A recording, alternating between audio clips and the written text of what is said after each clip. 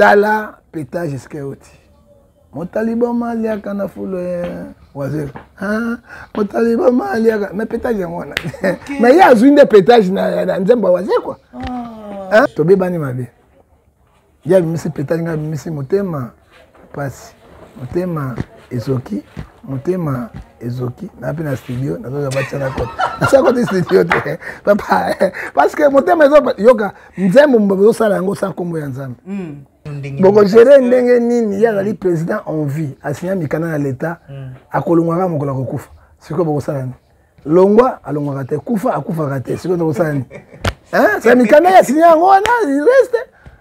Hein? Qu'est-ce qu'on pourrait faire? C'est la prophète mais Ezali signé, il est toujours le président. Yango Lomoni. Mais tant que signé, Namoli, baza ko sabiso. Ba élection ba 5h du matin na tongo bo signé bo président nga personnel. Donc tu la mkana pongi na kuita pongi signé. On n'a pas lu les contextes mais toujours ba conséquences na. Coup sur coup. Okay. Hein? Il faut bien nzambo mais qui suko pas biso pe de côté là. Donc faut comme un système à foutre. Coup circuit faut te défendre. Pétage monter mezoki, pétage monter mezoki. Moki je va rejeter kala. Bakolo ba péter ba pétage na. Ba moki je ba bandi lelo. Ba mo kioniste ba nani. Hein? Moki je wa kioniste. Mais ngana yebi moki je de ça kangisa ke pa awa na BD. Hein? Ba welani. Après ça moi ça ba professeur le kuta de ça nga bo maine dingwe. Denis c'est azali juge ya mutute. Hein? Et là, on a ça wana azoluka batumabe balanda ina pese exemple. Aki pétage akei et na matanga papa wem. Ba péter bazali wa ayiko sala abe asa campagne na imika vide. Pourquoi bien ça qui plaît? Na lobby vide. Pourquoi ba péter on ba kite? En fait John Gefa soki lelo to lobby Congo. Message wana zo utaneti pa na yo Congo tout ça la prière bah chrétien tout ça la prière en faveur il y a prophète Denis Les si j'ai des prières nini yo ko pesa na ba congolais ba ça la pour na prophète Denis Les ah bon hein oui ba kate Tshisekedi papa na bateme za Mobutu oh ya solo oui Tshisekedi c'est Mobutu maréchal Mobutu mais pourquoi lui le mbumbe zongi pourquoi koro ya maréchal et que les gens ont tout ça mesuré dans le laye c'est ce que Kungwani wazabanga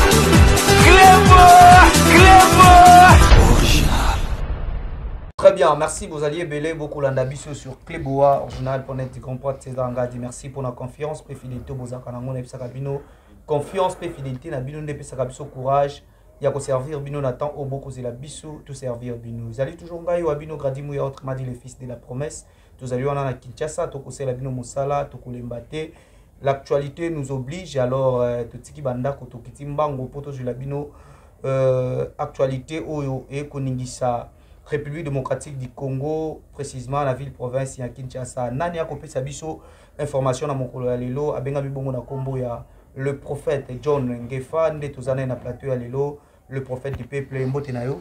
Mbote monsieur le pasteur Nzambe apambola yo lokuma sanzoli ezonga epa ya Nzambe. Lolenge mo message isenga na biso to banda na mo lo sambo. Effectivement, parce que nous avons un Nzambe. Il faut le retour et un Nzambe parce que Ecclésiaste, Ebisibiso, Awa, na verset 8, na 8, à l'obéité, Moutapé Sarapé, Manabomo, Ezali Nzambe, tout il faut te commissaire. Tata, to pesio, merci mingi, Nangunga Malamu, Sangsibiso, Tekaite Tokolo, Baoute Panayo.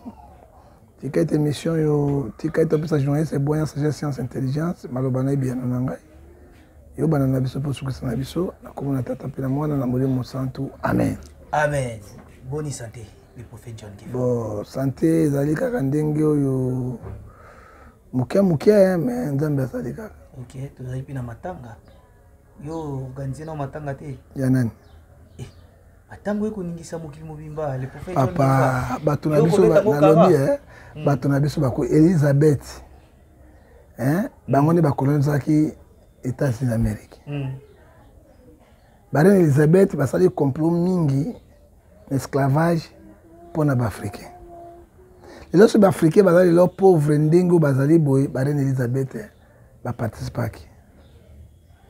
Et là comme malamu tokoloba azali malamu na mboka ne Angleterre. Azali malamu na ba Africain te.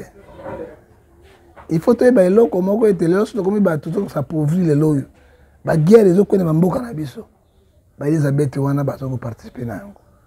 Et à sali 73 ans de pouvoir, nanonga na botamité, na kopé sur la AGT, ce qui a koufi.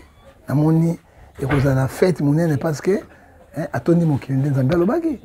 C'est que na nini ya kusala matanga. Mwana ne mwazo lelate. Ngata na moni na noir non, na lobi mwana na ye moko na nazo lelate au sepelande. Bazo vese na trône ya roi. Nga siko na kolelani. Siko nga na kolelani. Mwana nga ozo bokonzi koko. Koko. Azi yakomi pe koko 73 ans. Si akosa mikolo boni. Merci beaucoup le prophète John Gefa na mokolo ya lelo na kolinga vraiment to tchana moi politique mopandi to beta makambo yo e kutungisa ecclesia. Yo zali le prophète du peuple tango mabe ya ko za lokola sentinelle ou beta ka cloche. Oko ningisa po ete o signaler que mabe kuya. Le prophète John Gefa, où sont le père pour to benga batata église de réveil parce que balobi ete église de réveil ezali na crise.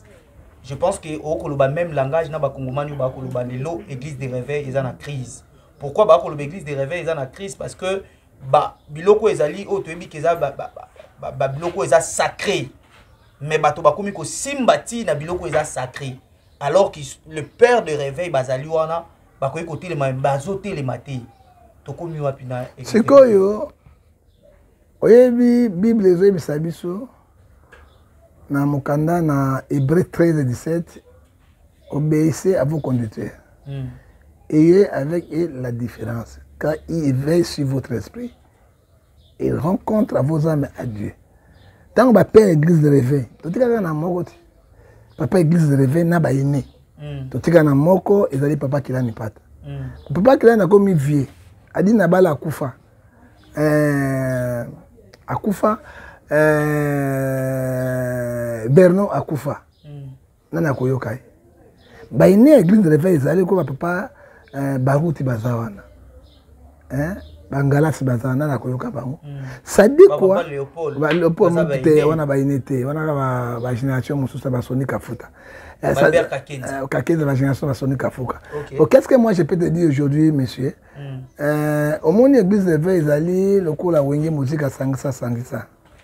Église de réveil, là, moi, je peux te dire, ils ont la structure comme les catholiques et les protestants. Ceux qui sont protestants et les catholiques, ils ont qui mingi basala kate, basali ko discommunier ba ko kangaba. Yo ko discommunier nani azana mikana na ya pasteur juridique.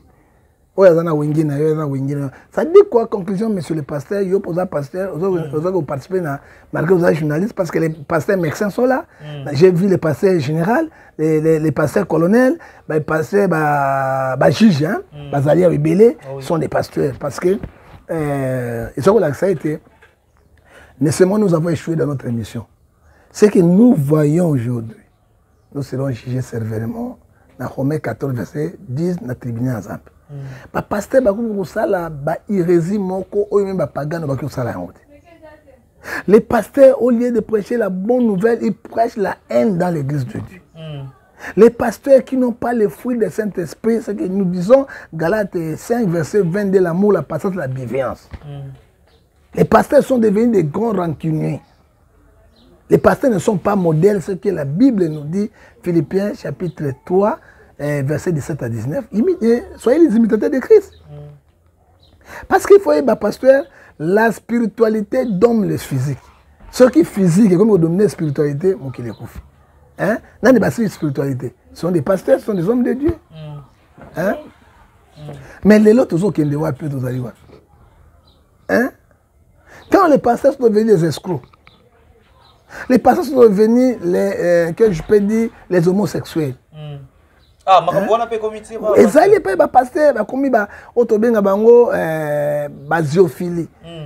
bazo préfère ko sala coucher na nyama po bazo ba nino ba pasteur ba kamati moto ya mopaya ba le mort est dans le pot oyo ba kamati yango ba kotisi yango ba formation na kata l'église ba temple ya Satan na kata l'église. Sur qu'est-ce qu'on pourrait dire maintenant?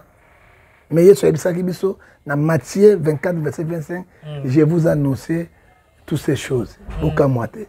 Et quand nous prenons aussi Matthieu 24 verset 15, quand vous verrez l'abomination dont écrit prophète Daniel établi dans les lieux très saints, il faut faire beaucoup d'attention. L'abomination est là. Pasteur Ouatea, la sanctification, la crainte de Dieu, l'obéissance. Après ton lèvement de l'église, à hauteur haine, les injures.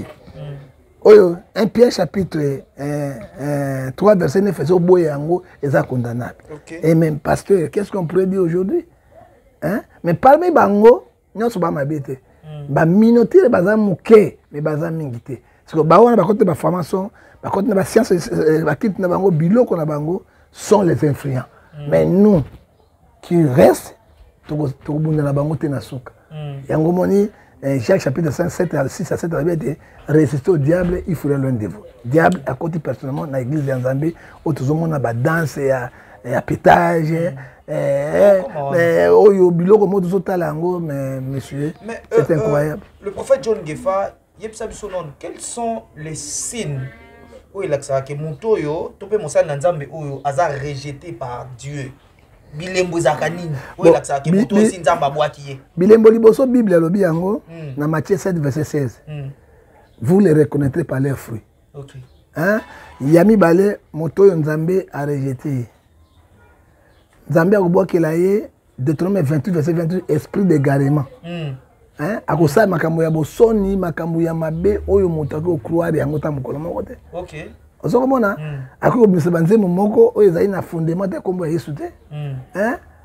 Akomi na basi ya ndumba impudicité Galates 5 verset 19. Okoyeba kaka misala na biye moto oyo Nzambe azana yango te, c'est que nous voyons aujourd'hui. OK. Beaucoup de pasteurs bazali appelés mais baza ba élité.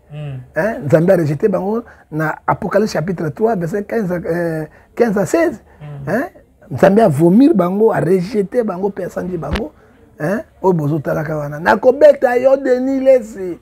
So to kuta na kobuka yo. Mais Dieu ma confiance t'a rejeté Nzambe boki. O mosupa binga pepeta. Vivre na saison moko yo ya ba rejeté on dirait saison siko tozali zali bato yo Nzambe si ya boaki. Pasteur, Proverbe 24, verset 20, les bonheurs ne se trouvent pas dans les maisons des méchants. Et Proverbe 15, verset 3, les yeux de l'Éternel tout liés. Et regarde les biens et les mal. En ce moment, et Luc 12, verset 3. Alors bien, on dit, Nzambe a kobimisa misana biso polele. Yango komi polele ko kamwa yango te. Dieu restera Dieu. Moto nyonso akombataki Nzambe banda Ancien Testament na Nouveau Testament akutanaki na. Batu na Pharaon. Batu na Hérode, batu na Goliath. Bakoza réponse na bango. Et Jésus-Christ dans Hébreux 13 verset 8, il n'a pas changé. Il est le même hier, aujourd'hui, éternellement. Il faut faire beaucoup d'attention et pas Nzambe. Oyebi Bible na Galates Actes des Apôtres 5 verset 37 à 39. S'il vient de Dieu, vous ne pourrez jamais les détruire. Mais ne courez pas les risques après avoir combattu contre Dieu. Babunisa Nzambe te. Oyo ezali bitumba zo bunisa Nzambe. Ba pengwisa bana na Nzambe bondimi na bango. Balanda banzela na bango oyo ya mabe ya bosoloka ya bosatana pour ba détruire œuvre na Nzambe. Mais Jésus-Christ il restera toujours les mêmes hier, aujourd'hui, éternellement. Boni association à Bino, beaucoup mieux. Non, tout ça y non, mais oui, l'administration, pétage, Peter Azali, président de Bango. Président à Bino. Il y a Bisso, mais nous avons un secrétaire général ayant de grâce avec 9 évêques. Oui, tout le temps, c'est normal. Est-ce que beaucoup gérer mon cabinet Bino beaucoup gérer Ndengenini, il y a le président en vie, a signé Mikana à l'État, à Kolongara, mon collègue Koufa. C'est quoi ça? Longwa, à Longwa, Koufa, à Koufa, c'est quoi ça? C'est Mikana a signé en Rwanda, il reste. Qu'est-ce qu'on pourrait faire? Mais Ezali signé, il reste toujours le président. Yango Lomoni. Mais tant que loi nyo Cezaki boande ko signer na molili baza ko sabiso ba élection ba 5h du matin na tongo bo signer bo président nga personnel donc tu la mkana pongi na picha pongi signer on n'a pas lu les contextes mais toujours les conséquences. Il est intelligent. Est-ce que vous avez regretté? Na regretté mingi, je ne pourrais jamais signer ma tête document parce que je suis un membre fondateur il y a NRC. Parce que la Bible me dit à moi c'est toi batomi balé bagota maso ba lokanité. Faut pas kabwana. Alors ngana kondi ba bêtise ya. So nini eko zanga bokabwana? Hein? Nini eko zanga bokabwana? To so kabwana. Mais mikanda oyo ya confession des oreni biso. OK. Hein? Ozomona l'état. Ozomona? Eh kapena ba réunion? Te na mona ni sona ba réunion te. Tout ça, le pétage est secrétaire général de la Sagabarino, il fait que pas décider à l'une n'est pas là. Mon coloya yenga na koyate. So na ko yanga na ko. To be bani mabe. Ya misi pétage nga misi motema passe. Motema ezoki, motema ezoki. Na pe na studio, na zo ba tsana ko. Na sa ko studio te. Papa parce que motema ezoki yoka nzembo mbo sala yango sa kombo ya nzambe. Contexte bandela no parti ya eko ayo otemananga Matthieu nazu yango na thème na ngai nazu yango tana lalaki na Jean 11:35 Jésus plaira. OK.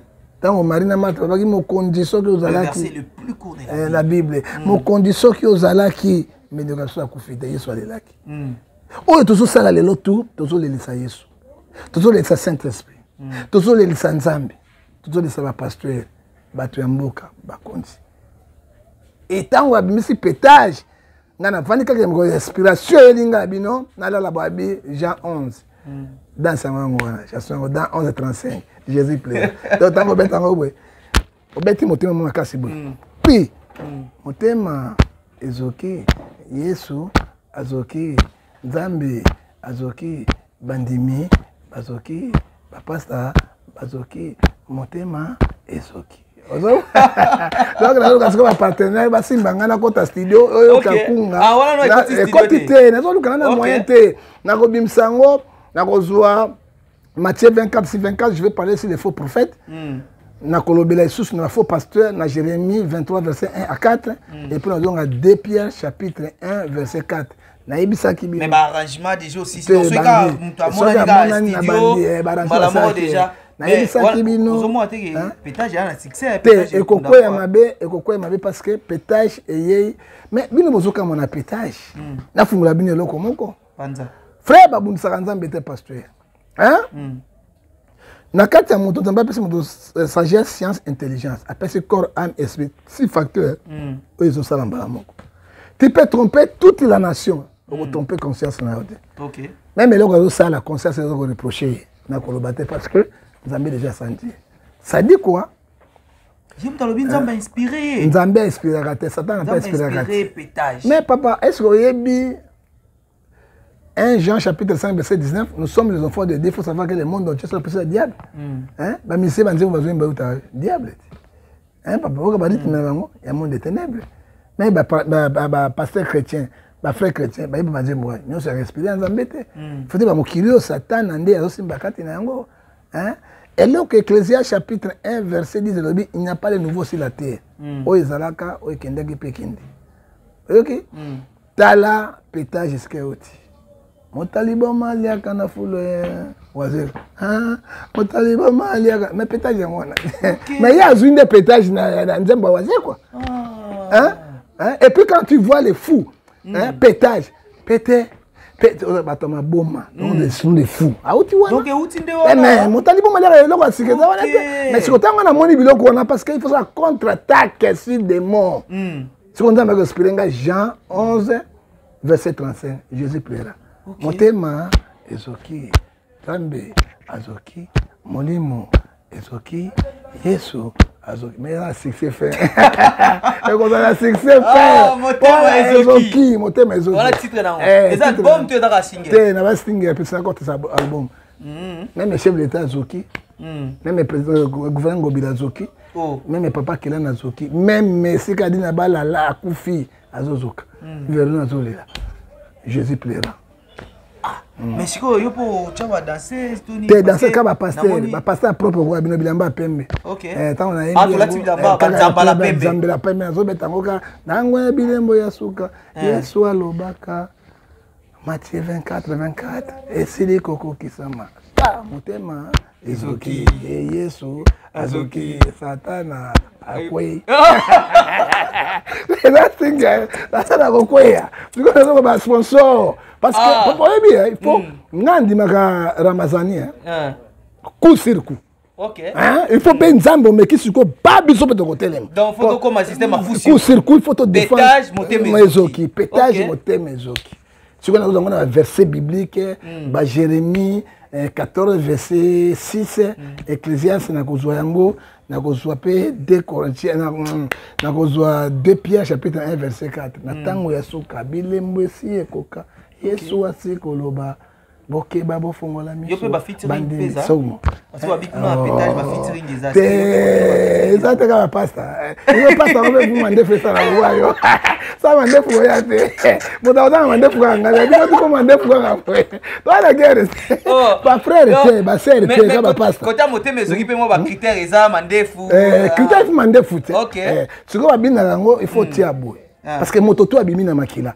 Moi je félicite Jean-Michel Mbuta na kati ya France abimisi nzembo moko ba faux prophète. Soko beti GM NBUTA faux prophète et Bible. Ça dit quoi?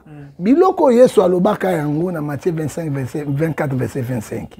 Alors muto asala makana makila. Hein? Siko soki mabele kila ko zokisaka nani? Motema non? Eskanga makila. Ça dit quoi? Ata yo zaliawa obotami na makila. Maman n'a pas de makila, papa n'a pas de makila, ngana na makila. OK, même nyama na makila. Makila soki bimi e gangaka, soki gangi nini nzambe azozoka. Na mabeto zo sa. Ozoko mona tango to pesi ba verset ba faux prophète, ba faux pasteur ba bimi. Donc ezali kaka osimbi loboko boye. Parce que bakati awa makile bimi est-ce que misati ko sa esoso etikali kabu.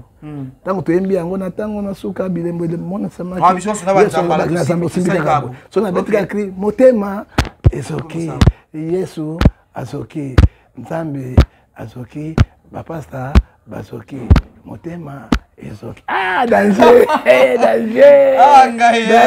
Le prophète John Gepa. Siko sangi batu ya mbongo, boza wapi to kota na studio. Donc pour mais ça ezali il faut kota studio. Il faut to kota studio, clip ezali papa comment la clip danger. Et qu'on y ça pas d'inspiration ensemble avec ma Bible na makasi. Mais sikoyo le prophète John Gepa to moni kuna na casting ya pétage babi ba prophète na ba pasteur alelo ko yebo maza hypocrisie. Parce que sur 100%, il y a Mibali, tout Mibali, sur 100%, tam susukaka 3% mais 30% ne babimate na basi wana bandumba. Mais 70%, pourquoi vous allez grand na basi wana bandumba yango ndeko denile salobi ya zu bango valoriser bango na clip ya pétage. L'ingratitude est condamnable. Mais pourquoi hypocrisie continue na pasteur? Ndeko. Il y a bien des hypocrites, hein? Il y a moi qui misana parce qu'il y a des hypocrites. Romains 14, verset 4 dit qui es-tu de juger mon serviteur? Cet homme, car Dieu a le pouvoir de lui affermir. Il était. De Nile, c'est Azali juge à mon touté. Hein? Et là, on a ça là, on a Zoluka, Batumabe, Balanda, il n'a pas ce exemple. Avec pétage, accueilli, et bien, matanga papa Wem. Ba pétage, Bazalia, avec ça là. À sa campagne imika vide. Pourquoi na lobby vide? Pourquoi pétage dans la guide? Ça dit quoi? Ecclésiaste chapitre 3 verset 4 chaque chose à son temps. OK papa. So tant on nzambe beti et beti. Tant on nzambe so lobby et lobby.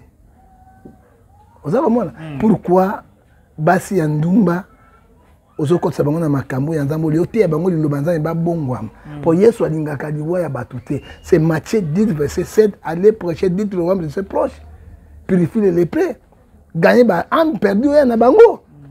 Hein? Et puis basi ya ndumba critère na bango zani tala mipene minene jipe mokusebo. Hein? Engonga tala. Codiasimo vous propose un crédit immobilier.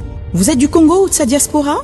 Vous désirez devenir propriétaire en RDC et faire construire votre maison en toute quiétude? Au Obtenez votre crédit, puis commencez son remboursement uniquement dès la livraison de votre maison. À la Cité Kimia, nos maisons seront toutes construites aux normes internationales.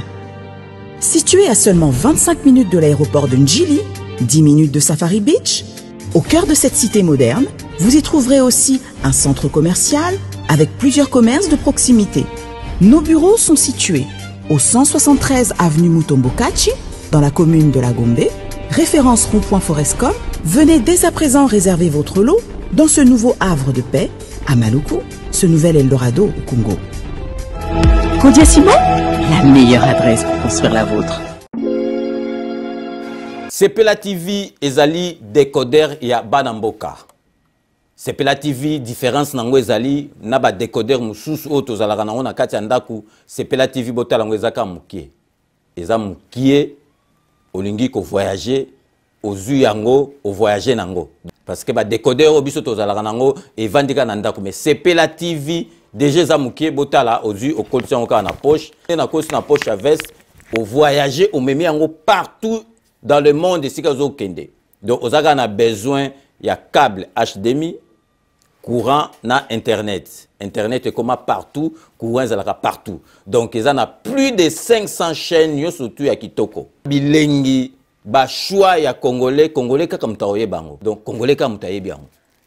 Congolais kaka mutaoye ba elengi nini yo kaka. Donc congolais kaka mutaye bango. Donc c'est relative ça. Ya Banamboka bozwa abonnement nango okozwa ngo ya ne mobimba okozwa ngo pe par mois au bengi bango na ba numéro na bango bozali komona. Donc Sepela TV ezali décodeur ya yo ya ngai.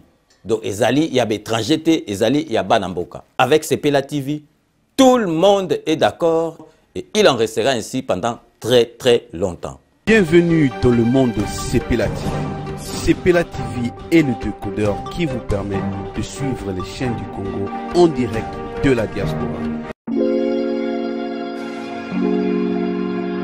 Ndeko ya Congo, tuna ngai nini agence Wami service oyo ya madame Mireille Wakanke azawana mobimba pona bino ba diaspora bolingi kotinda mituka toba kolia ndenge na ndenge kohésité na yote adresse Ezase Moko 5 boulevard Ornano numéro 75 018 na Paris 16e awa na République du Congo na ville province ya Kinshasa boko zoyango na avenue Maringa numéro 83 référence étoile bleue na commune ya Kasavubu soit bo contacter na ba numéro oyo Maman Mireille Wakanke tata pambola yo na yaka pamba te soko moni na ye kombo na yo na témoignage na yo eke musika pe betinga na motema na mona ba agence na sena moi oyo lukute za makasi na ba agence na escroquerie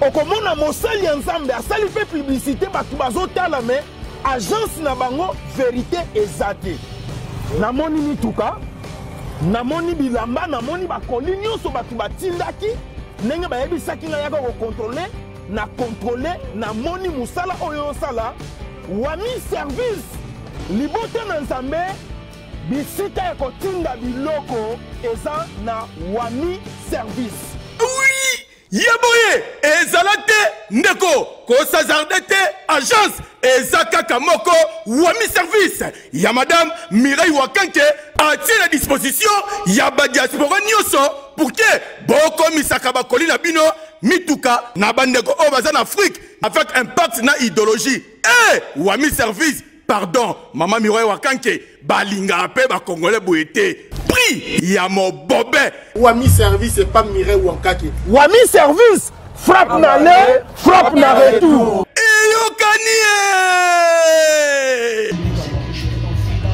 Salon Member One, c'est elle qui te coiffe. Tu coiffes avec sourire, tu coiffes avec noblesse. C'est elle qui te coiffe.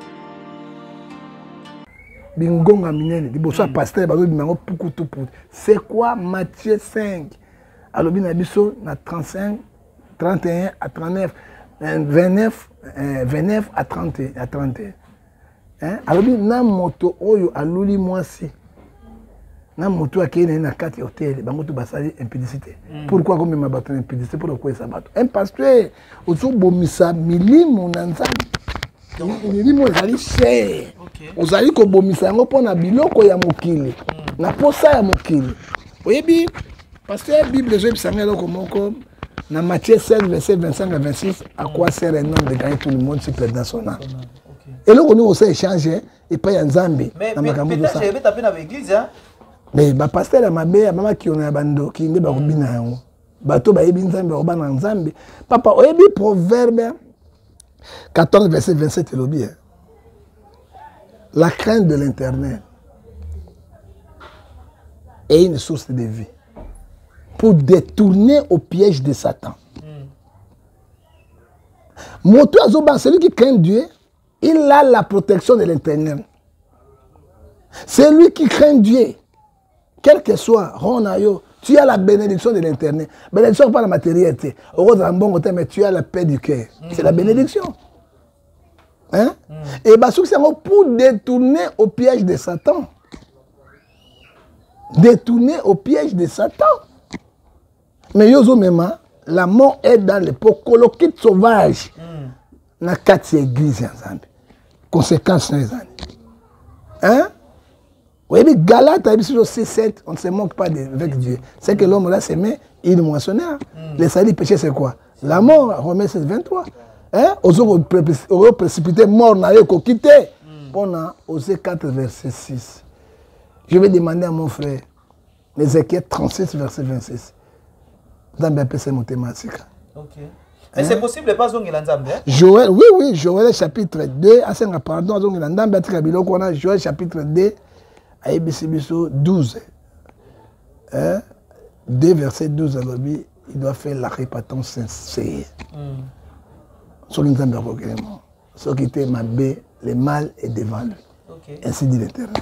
Mais guerre au péché comme il y a basali na nzambe kotu ya lobaki na kobeto makofi. Bango to ba pétage na pétage. Ce sont des pétages. Yo lobi eloko moko. Non, et comme ngonga. Non, monsieur le pasteur, et comme ngonga na Luc 12 verset 3 nzambe bisango polele. Et comme ngonga Hébreux 4 verset 3. Mitaka moi moi c'est polele. Est-ce que pasteur pendant pasteur pendant à qui hôtel mon qui je vais rejeter kala. Akolo ba pétage nani. Ba mogisho ba bandile lo. Ba makioniste ba nani. Hein? Mogisho wa kioniste. Menga na yebi mogisho dele sakangisa ke pa awa na BD. Hein? Ba welani. Après ça moi ba professeur le kuta Denis Salinga bo maine dingwe. Denis moi j'étais là Denis m'appelait à 0 na okuta mogisho torche ni avec pantalon makolongulu. Ba ça me mogisho. C'était la nuit. Et banda kaleza le loté, la barando ya kala. Comment un pasteur peut à pas de laisser ceux qui moninga dans malade. Aina nyongo na yo, qu'est-ce que tu dois faire? Hein parce que mais Matthieu alobi na biso 18 15 à 17 Luka ebenga ibimi balé boso. Ce que simité, ba sami balé misat. Est-ce que na niveau mogisho za nango aye et pas ya voici l'homme. Et ba garde ba pexi mogisho quand pas voici l'homme.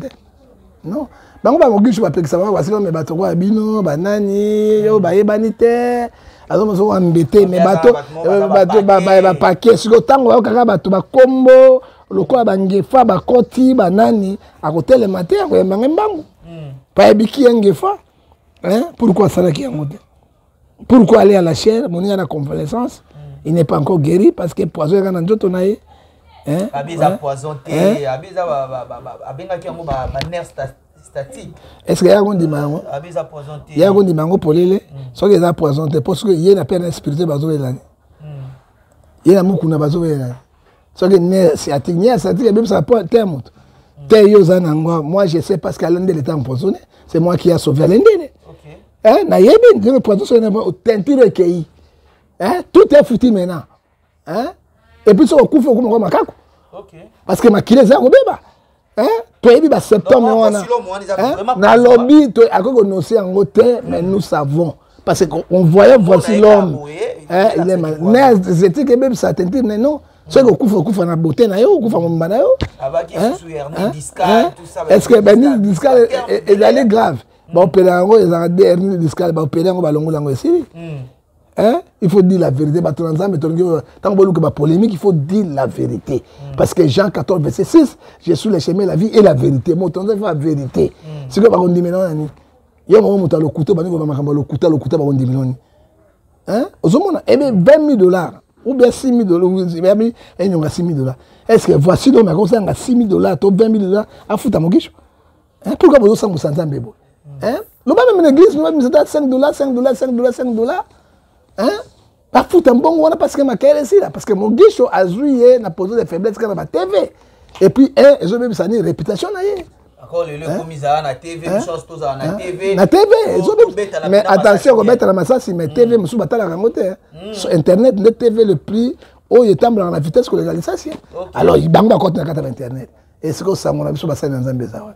hein yeso azozo kana ko siko wana neti ngefa yo bayoka ko mwa mingi ko solution te siko wana solution na ko tous les deux sont des orgueils siko na quel sujet pas voici l'homme pour na compte ba compte ça na peut-être azo yamba te papa toyi bato wana te bako yamba te tout cela bako sala boye yango pe nga na vana na kwe na nga bango ne bako lukanga na Jérémie 15 ayebisi biso 37 à 39 16 à 39 c'est à eux de venir te chercher yo luka bango te ozomona bako kotsa te akosa nga pona kobanga abia so na yambinge fate lobi na kozwa biloko na nga ozoka ok mosai na nzambe non natumbaka te natumbaka soki bazangi vérité po babongwama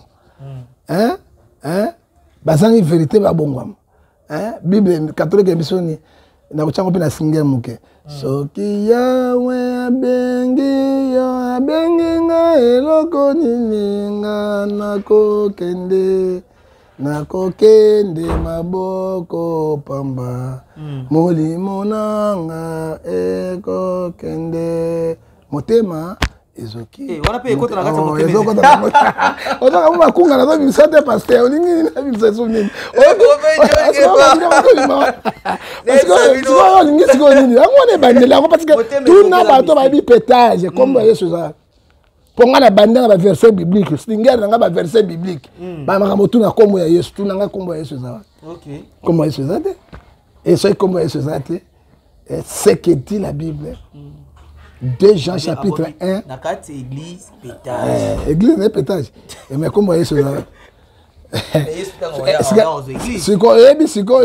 église à Satan ezali okoma États-Unis église à Satan ezali na Europe église à Satan ezali église de Satan ezali et qui a le vrai Dieu John Gefa soki lelo tolobi Congo message wana zo utaneti pa na yo Congo to ça la prière ba chrétien nyonso tout ça la prière en faveur il y a prophète Denis Les sujet de prière nini yo ko pesa na ba congolais ba sala pona prophète Denis Les abongo nzambe okelema Isaïe 55 verset 6 il doit chercher l'intérêt là où se trouve nzambe lingali wa mutu mabete asala ki nzambe ya solo atondisi ba stade atondisi awa palais du peuple asali ba 24 communes hein mais lelo azui de 28 verset 28 esprit également mais prière ngana go senga na ye ba congolais ba sakati na nini moli mone kufate nzambe récupérer yango ba senga mawana nzambe ekoya kati ya Biblia que dit la Bible na 2 Joël chapitre 2 verset 17 à 18 soki mabe ekoti nzambe alinga boma mokito mo soki basali nga baleli nzambe akoyoka mawape ko bixele mbo eloko na kosenga na yango alors toujours qu'il est petit à petit à la fin mais na kolinga vraiment tête aussi ça entretien au sang que tout touché pour wana parce que ça peut ba sujet d'actualité jour pour jour 25 ans lelo uta kondo mobutu atika biso mais nzoto ne ko umila kaka libanda lobi tolanda ki interview na yebite soki pour landa ki yango ya mama Bobila oyo akosenga ete alobi ngala ko ikozonga mboka te soki papa Mobutu atikali kaka awo soki bana posa ngai nazonga mboka esengi nazonga na nzoto parce que nayaki na ye esengi pe nazonga na ye makanisi ni yo zala moi si ya malamu c'est Proverbe 19 verset 14 on peut hériter les biens du père du mère une femme intelligente c'est don de l'éternel maman on a don éternel maman Bobi azalaki na bolingo ya mobali ne ya solo Maréchal Mobutu azalaki reconnaissante mingi na Maréchal Mobutu yango amonaki ete Mobutu azalaki premier ministre ete Mobutu fut le président de la République, père de la démocratie. Oh, Mobutu n'est père de la démocratie. Mais Moto a sali multipartisme dans Célénan, c'était Mobutu. Comprenez mon émotion. Multipartisme, c'est Mobutu, c'est la père de la démocratie au Congo. Histoire de Bunga Rangote, mais monsieur Balati Yango Golata. Tobeta Masolo, Tobeta Yango, Balati Yango Golata, c'est Maréchal Mobutu. Et ça dit quoi? Papa Tshisekedi Azongi, Mino Lumbumba Ezongi. Comment fait-il possible un président qui a dirigé le pays pendant 32 ans sans mausolée, mais avant au Maroc, dans le cimetière de Batouillon? Hein? Mais qu'est-ce que Mobutu a fait au Congo? Criminel Mobutu a salaki, Mobutu a créé une unité nationale. L'amour, la patience, la bienveillance. Hein? Ce que je sais, Mobutu, criminel Oya Sali, qui a encore à Koufape, à Gosé, quoi, pas comme on a pouvoir le soutenir. Hein? Tu sais que Kabila le père à Boyaki. Mobutu abukaki lokolo azali mo la parce que Mobutu général nani abetaki masasi akufi maye abukoli so Kabila le fils aye ennemi juré lelo Tshisekedi comme na pouvoir mais papa bateme ya Mobutu boye bakate Tshisekedi papa na bateme za Mobutu yasolo oui Tshisekedi c'est Mobutu Maréchal Mobutu mais pourquoi lui le Mbumbe zongi pourquoi corps ya Maréchal et que les gens ont été tous les mots c'est ce que nous avons dit. Est-ce que parce que tu as chité awa ndenge Mobutu akendaka tu yebi histoire très bien ndenge kolongwana ye na mboka pour akende ti akende ko se retrouver na Maroc il était quand même humilié ba Congolais ba ko bambe mabanga jusqu'à ce que ba tirer même c'est quoi est-ce que lelo ba ko yamba pe corps na ye na sengo nyos mais le meilleur président moi je peux te dire c'est quelque chose ba belge ba construire la République démocratique du Congo. Mon tabisi 11 provinces c'était Mobutu. Tangelanga bato tout ba na pouvoir si Mobutu ba immeuble comme batongia. Ba régie des eaux wana Mobutu. Ba CCZ Mobutu. Hein? Ba barrage zinga Mobutu, ba imbongo Mobutu. Hein? Awa toke awa ba SNL Mobutu. Ba société paritatique nyonso Mobutu.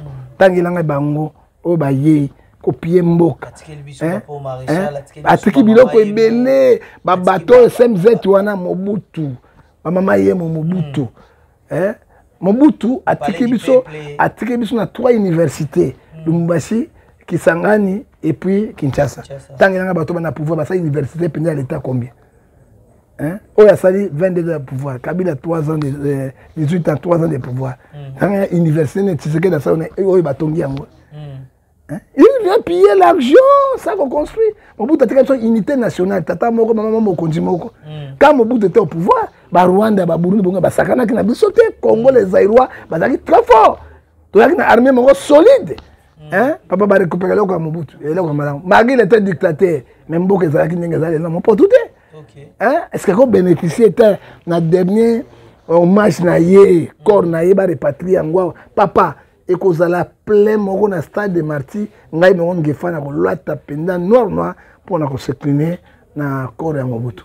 Donc yo place au sengi bachi yango eza stade de Marty. Stade de Marty à la place où tu étais parler du peuple était et au Bukanet. Maréchal Mobutu reste le meilleur vedette ya ba vedette tout ya Congo. Il reste le meilleur vedette avec son canne coutumier, chapeau léopard et chapeau léopard avec Baba Kosnegolateur tenait mon route. Merci beaucoup le prophète John Gefa. Vraiment nous sommes arrivés à la fin de notre entretien avec le prophète du peuple. Moussa Koli. Bat balandi biso ba kolanda isusu ba lobiete moi lisolo ka ndenge zalaka. Libanga bambote. Te okundoli likambo ya mboka esanga ipasi. Likambo ya Maréchal Mobutu epesanga ipasi. Na kopesa mbote lokola romese c'est la vite pesa lipwempwe. Apesaka Jésus-Christ l'homme de Galilée. À part yango deuxième mbote ça. Merci beaucoup, c'était le prophète John Gefa. Nous sommes vraiment arrivés à la fin de notre émission.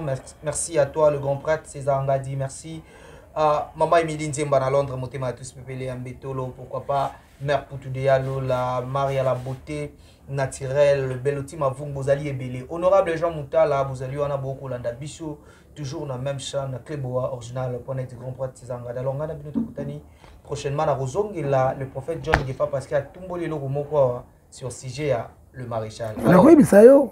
Tu as ma solo. Et puis, tu as suite, il y a studio parce que tu as accompagné puis dans studio, tu as suite. Merci beaucoup. Alors, Bolingi va soutenir le prophète John Gefa. Prophète, tu as numéro, hein? Numéro, on va soutenir. Quand on a studio dans le studio, pour Stinger Mogo et Guningi Samboka, Motema et Zoki. Donc, Zoki, ça, toujours Bessa, toujours qui n'était pas stué. Na Zoki Motema. Tu aussi ici déjà, na Zoki Motema. Ma pétard.